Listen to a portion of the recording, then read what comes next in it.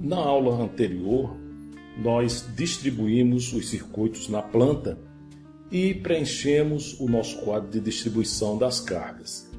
Além disso, nós conhecemos também alguns tópicos importantes da norma NBR 5410 e vimos que a NBR 5444 é a norma que define as simbologias dos projetos elétricos residenciais. Muito bem, nessa aula nós iremos aprender, primeiro, quais são as recomendações para posicionar o nosso quadro de distribuição. Segundo, nós vamos aprender algumas recomendações sobre a instalação de interruptores. Terceiro, nós vamos distribuir a nossa tubulação no projeto para que seja possível nós distribuirmos os cabos entre todos os pontos que serão eletricamente interligados. E depois nós vamos distribuir a fiação e representá-la no nosso projeto. O nosso quadro de distribuição, ele é o ponto de origem dos circuitos que nós definimos no nosso projeto. É no interior desse quadro que estão todos os dispositivos de proteção que certamente você conhece como disjuntores e também todos os condutores que estão interligados a eles. E esse conjunto, ele tem a função básica de distribuir a energia elétrica para os diversos circuitos da instalação. Então, como nós já dissemos no vídeo anterior, os quadros de distribuição eles devem estar sempre centralizados em relação às cargas existentes. Essa recomendação ela é de grande valia, principalmente em projetos com circuitos terminais de potência elevada e que estejam a grandes distâncias do quadro, porque isso, além de evitar as quedas de tensões no final do circuito, ainda vai permitir uma economia razoável nos condutores, porque diminuindo a distância, consequentemente, você vai diminuir a queda de tensão. E isso, sem dúvida, levará a uma redução da bitola dos seus condutores. Além disso, o quadro deve estar localizado em um ambiente de serviço ou circulação. E esse local deve ser um local ventilado, de fácil acesso, bastante visível e, além de tudo, seguro. Depois de posicionado corretamente o nosso quadro de distribuição, ele vai se tornar o ponto-chave da instalação por três motivos muito simples. Primeiro, porque recebe o ramal de alimentação que vem lá da medição. Segundo, porque ele contém todos os dispositivos de proteção. E terceiro, porque ele distribui todos os circuitos para todas as cargas da instalação.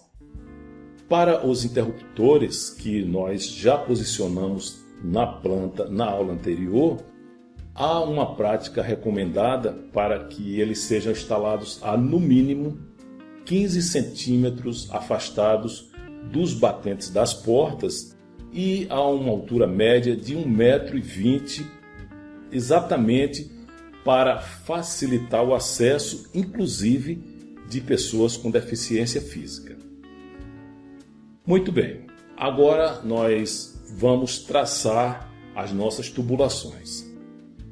Para traçar nossos eletrodutos no projeto, nós também temos algumas recomendações básicas. São elas: procure sempre encaminhamentos mais curtos. Evite o cruzamento de tubulações. Outra, interligue inicialmente todos os pontos de luz no teto em todos os locais da instalação. Na sequência, interligue os interruptores e as tomadas ao ponto de luz de cada local. No que diz respeito às caixas octogonais, como essa que temos aqui no teto e que você vê aí, Evite que elas estejam interligadas a mais de 6 eletrodutos, porque isso pode superlotar a caixa com emendas. Outro ponto importante é evitar a quantidade elevada de circuitos em cada trecho. Fazendo isso, nós vamos evitar de ter bitolas elevadas de eletrodutos. Então, o ideal, o que seria recomendado, é que nós tivéssemos, no máximo, 5 circuitos por eletroduto. Indique todos os diâmetros nominais das tubulações na planta ou em notas de projeto. Esse diâmetro nós iremos aprender a calcular mais adiante. Dito isto, vamos iniciar a partir das tubulações da sala, interligando todos os pontos de luz no teto.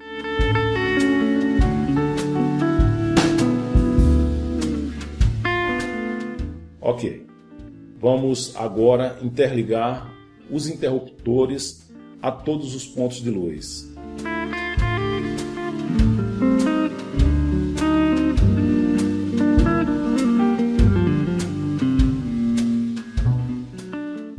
Muito bem, agora nós vamos interligar as tomadas aos pontos de luz.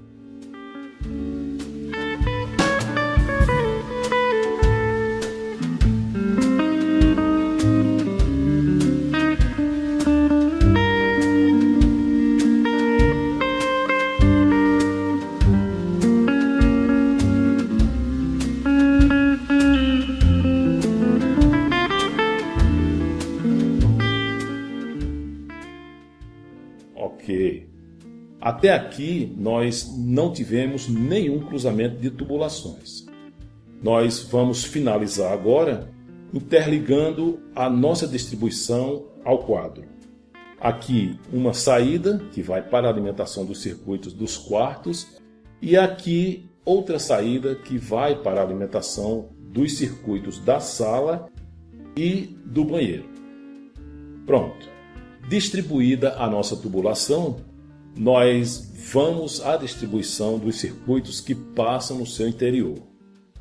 Na aula passada, nós já definimos que cargas irão ser alimentadas pelos circuitos C1, C2 e C3. E agora nós vamos fazer a representação desses circuitos em cada trecho de eletroduto, utilizando a simbologia gráfica que é fornecida pela NBR 5444 e que nós já conhecemos. Nós iremos fazer isso em 3 etapas. Primeiro, nós vamos representar os condutores nos eletrodutos. Segundo, nós vamos identificar a que circuitos esses cabos pertencem. E terceiro e último, nós vamos identificar as suas seções nominais.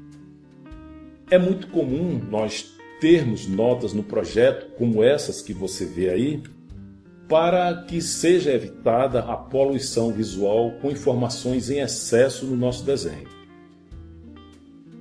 A simbologia que nós iremos usar para representar os fios é essa. Ela representa os fios fase, neutro e retorno. As nossas tomadas, elas estão representadas dessa forma. Tomada universal baixa, a 30 centímetros do piso, e tomada universal média, a 1,20 m do piso. Tomando como base aquela distribuição de circuitos que nós fizemos na aula anterior, nós vamos iniciar a nossa fiação pelo quarto número 1. Veja que nós temos nesse lado 2 circuitos, o circuito C1 e o circuito C2. Aqui você vê o circuito C1 da iluminação com uma fase e um neutro, e o circuito C2, que é o circuito das tomadas, com uma fase, um neutro e o aterramento. Pronto. Então, do nosso quadro, sairão esses 2 circuitos. A nossa lâmpada, ela terá uma potência de 100 VA e estará no circuito C1. Aqui as tomadas, elas serão alimentadas pelo circuito C2 e recebem, como você vê aqui, uma fase, um neutro e o aterramento. Elas não têm indicação de potência porque isso já foi descrito naquelas notas de projeto. Você lembra? Então, resta aqui no quarto apenas o interruptor. Nós aprendemos lá no curso de eletricidade básica que o interruptor ele recebe a fase e envia um retorno para a lâmpada. Aqui está a fase e o retorno do circuito C1. Esse circuito é o circuito que vai acionar a lâmpada do quarto. Ok, vamos agora para o quarto 2. Você vê aqui que os circuitos C1 e C2 passam nesse eletroduto para o quarto 2. Esses circuitos eles vão alimentar a iluminação e as tomadas lá do quarto 2. Então aqui nós temos a lâmpada com a potência indicada de 100 VA e o circuito ao qual ela está interligada. Aqui estão as tomadas alimentadas pelo circuito C2. Para o interruptor que irá acionar a lâmpada do quarto 2, nós vamos levar 2 fios, uma fase e um retorno. A partir desse ponto, você já sabe como é feita a indicação dos fios e já conhece a simbologia. Então, nós iremos citar apenas os nomes dos circuitos.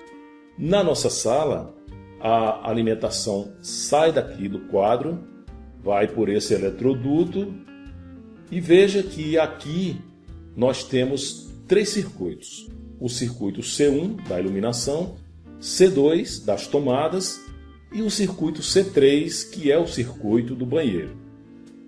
Aqui a nossa lâmpada que é ligada ao circuito C1 e tem potência de 100 VA. Nesse eletroduto passam os mesmos circuitos, C1, C2 e C3. As tomadas da sala, elas também serão alimentadas pelo circuito C2. E no banheiro teremos um circuito exclusivo que alimentará a iluminação e a tomada, como você vê aqui nesse trecho que leva os condutores até o banheiro. E nós finalizamos a nossa distribuição aqui com a lâmpada e a tomada do banheiro interligadas ao circuito C3.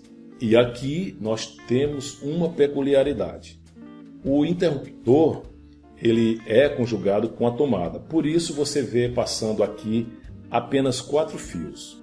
O neutro, a fase e o aterramento que irão para a tomada.